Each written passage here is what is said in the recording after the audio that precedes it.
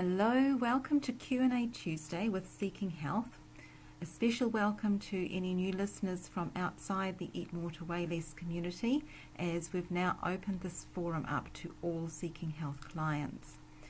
Today I have a question from Sarah, who asks whether she needs to limit alcohol in order to lose weight. And my answer is that health-wise, it is best not to consume alcohol in any amount from any source. Alcohol is a byproduct of yeast digestion. It's the yeast equivalent of urine, and it's known to damage the stomach, kidneys, and liver. Given that alcohol is a byproduct of yeast digestion, it can have an irritating effect on the lining of the stomach and gradually weaken the kidneys and liver, leading to serious health problems and even death in certain instances. Of course, any weakening of the stomach will lessen the rate and the efficiency at which food is digested, which ultimately interferes with the healthy metabolism and the weight loss process. The liver, which processes toxins and breaks down fats for fuel, is crucial when it comes to maintaining a healthy body composition. Alcohol is at its most destructive during the liver's detoxification process.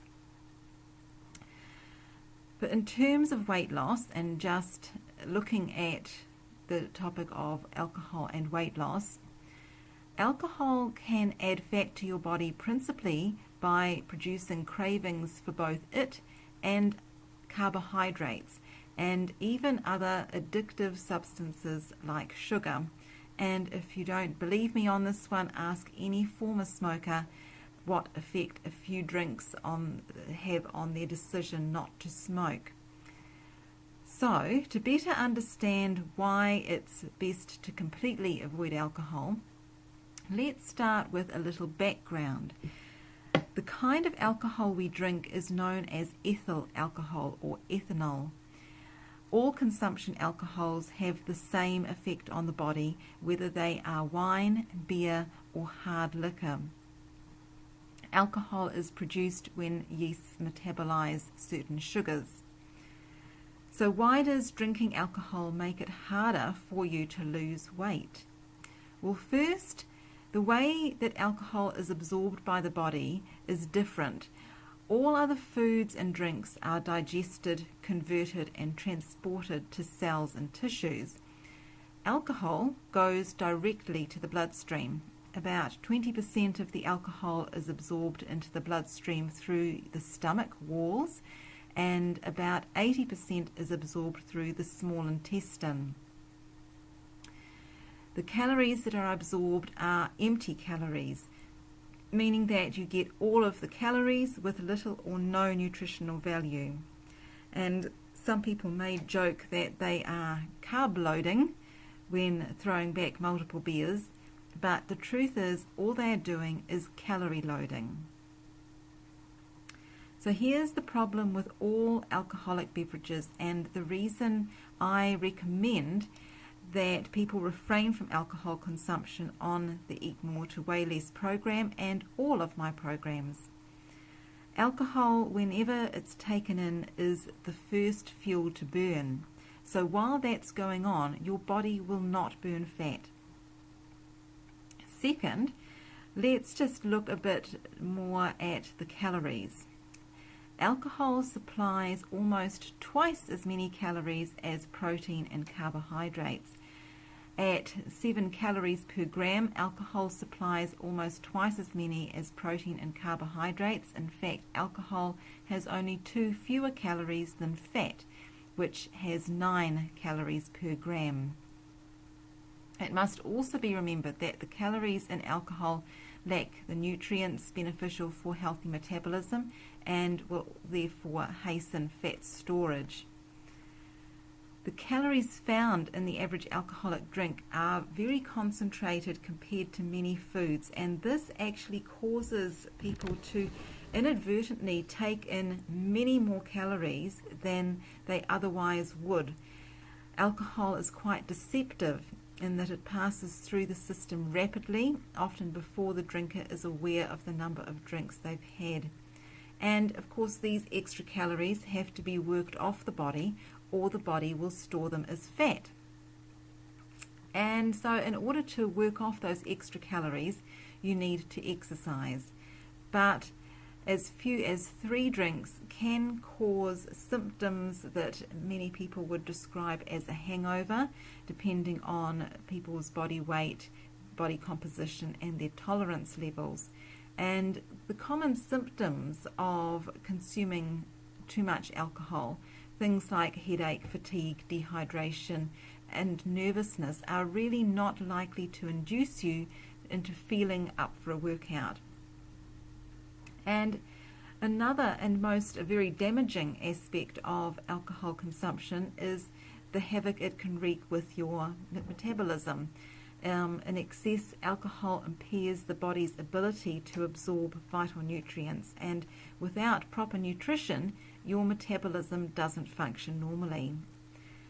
And the result is that your basal metabolic rate, that's the amount of calories that your body burns naturally, will decline, making it harder to lose weight. Alcohol also slows weight loss by providing those easily utilizable calories, and it removes inhibitions, causing people to eat more and very rich foods. While drinking, people will usually not stop to consider the impact alcohol is having on their bodies. And the result of this relaxed thinking could mean more calories consumed and extra body fat gains. Those drinking might also eat more of the wrong kinds of food without thinking of the consequences. Alcohol definitely tends to have an appetite stimulating effect, as it provides little in the way of nutrition, leaving a craving for other foods at the time of consumption. And if you add to this the fact that fatty and salty foods tend to accompany most occasions featuring alcohol, as well as alcohol actually stimulating one's appetite for these kinds of foods, and the general loosening of resolve that goes with an inebriated mindset, and you have a real recipe for excess fat gain. Alcohol has also been shown to affect your motivation, making a healthy diet harder to stay on while it's being used. Another reason is that alcohol lowers testosterone. Now, testosterone has a powerful fat loss effect and is reduced whenever alcohol is consumed. So that tends to halt its full potential as a fat burner. And also, testosterone as an anabolic hormone contributes to gains in lean muscle mass. So lower testosterone means fewer muscle gains, and less muscle means a lower metabolic rate as well. We've probably already discussed that a lower metabolic rate makes the job of losing fat all the harder. And this is what governs the way that we use energy. Those with a higher metabolic rate will burn more calories at rest. So by interfering with testosterone production, alcohol indirectly causes the body to lower its metabolic rate and thus the rate at which it uses energy. And it directly prohibits testosterone from exerting its powerful fat-burning effects. As I've already touched on, alcohol can increase appetite, making the combination of alcohol and a fattening meal all the more the worse. And a study that really demonstrates this was a Canadian study that showed that alcohol consumed before a meal increased caloric intake to a far greater extent than did a carbohydrate drink, so a sugary drink. Also, researchers from Denmark's Royal Veterinary and Agricultural University showed that if a group of men were given a meal and allowed to eat as much as they wanted, alcohol rather than a soft drink would increase the amount of food consumed. And many people will kind of use alcohol just to have a few drinks at night to kind of take the edge off, they might put it. And So if you drink a couple of beers or 2 glasses of wine each night, that's actually around 1,400 calories per week, or about 73,000 calories per year. And unless those extra calories are burned off, that will lead you to gain 20 pounds of body weight. Now, not only does alcohol not contain any nutrients of its own, but it can impair your body's ability to absorb nutrients and vitamins from the food that you eat. And as I've said, alcohol irritates your gastrointestinal tract and can damage your body's ability to absorb nutrients, vitamins and minerals from the food that you eat. Maintaining adequate blood sugar levels is one of the key functions of your metabolism, but when you drink alcohol, maintaining healthy blood sugar levels is one of the first elements of metabolism to be shoved aside in your body's rush to excrete the toxins as efficiently as possible. Alcohol inhibits your body's ability to make glycogen and to maintain healthy levels of glucose or blood sugar in the blood. Over time, heavy drinkers develop glucose intolerance and can even become diabetic. And even occasional alcohol consumption can cause dangerous drops in blood sugar levels, especially when consumed on an empty stomach. And that's why drinking alcohol can be very dangerous for diabetics and hypoglycemics. Now, because your body can't store alcohol and must metabolize it straight away, other metabolic processes suffer. So your body won't metabolize sugars and fats as efficiently during the metabolism of alcohol, and drinking heavily can, as we've discussed, cause your metabolism to slow. But what about studies that show the benefits of moderate alcohol consumption, especially for heart health? And remember that these studies are done on people eating typically a standard American diet, or in our case a standard Aotearoa diet, and the benefits that are shown in these studies are very minimal.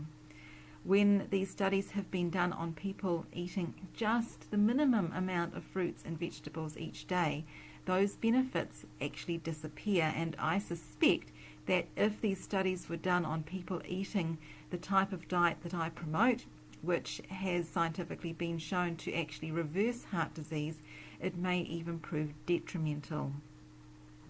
And also, aside from heart disease, even moderate alcohol consumption is associated with increased risk of cancers, especially breast cancer.